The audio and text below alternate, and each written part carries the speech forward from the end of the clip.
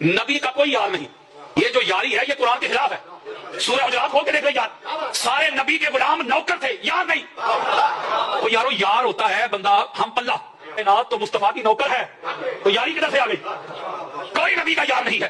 ہاں جی, یہ یاسین رافضی, یہ نیم رافضی, یہ پہلے کی طرح اپنی حباست پھیلاتے ہوئے اور صحابہ سے بغض کا اظہار کرتے ہوئے کہتا ہے کہ نبی صلی اللہ علیہ وسلم نے آج تک کسی کو اپنا یار نہیں کہا, سب نبی کے نوکر تھے. بے شک سب رسول اللہ صلی اللہ علیہ وسلم کے نوکر ہیں, سب صحابہ, لیکن تمہارا یہ تنزیہ کہنا, اس سے تم افضلیت سیدنا علی ثابت کر رہے ہو. جیسے تم کہتے ہو نا کہ بعد از انبیاء حضرت سیدنا علی المرتضیٰ افضل ہے, تم باقی صحابہ کو نیچا کر رہے ہو اور مولا کائنات کو اوپر کر رہے ہو. اصل میں تمہارے اندر کی پلیتی کو میں سمجھتا ہوں.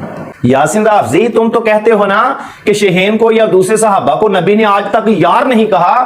آج میں تمہاری اپنی کتاب سے دکھاتا ہوں کہ نبی صلی اللہ علیہ وسلم نے صحابہ کرام بالخصوص حضرت سیدنا صدیق اکبر اور حضرت عمر فاروق کو نہ صرف یار دوست کہا کرتے تھے بلکہ ان کو اپنے جسم کے اعضاء کہا کرتے تھے. اور میں نہیں, یہ آپ کی کتاب سے حوالہ دوں گا. میرا کنٹینٹ جو ہے نا وہ آپ کی کتابوں سے, اپنا مسلک, اپنا جو عقیدہ ہے نا صحابہ کا دفاع آپ کی کتابوں سے زیادہ کرتا ہوں. آج میں تمہیں تمہاری کتاب سے حوالہ دوں گا. شیعہ کتاب عیون احبار الرضا جلد 2 صفحہ نمبر 280. مولا کائنات نے فرمایا, میں نے نبی صلی اللہ علیہ وآلہ وسلم کو یہ فرماتے ہوئے سنا ہے کہ حضور صلی اللہ علیہ وآلہ وسلم نے فرمایا, ابو بکر میرے کان اور عمر میری آنکھیں ہیں.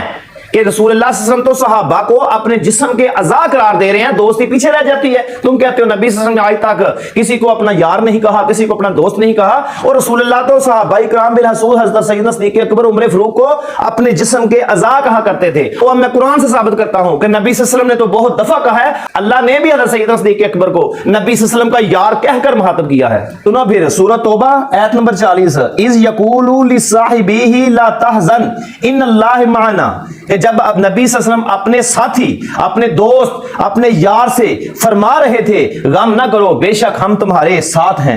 دیکھو یہاں لصاحبہ کا لفظ آیا ہے, یعنی اپنے ساتھی, رفیق, یار, دوست. یہ میں قرآن سے پڑھ رہا ہوں. رفیق اور ساتھی کے لیے عربی میں صاحب استعمال ہوتا ہے اگر تمہیں پتا ہو تو, اور دوست کے لیے اعلیٰ درجے کے لیے جو خلیل کا لفظ استعمال ہوا ہے, اور حضرت سیدنا صدیق اکبر کے لیے دونوں معنی ثابت ہیں, ساتھی بھی اور محبوب ترین رفیق بھی. رفیق یعنی ساتھ دینے والا, ساتھ رہنے والا.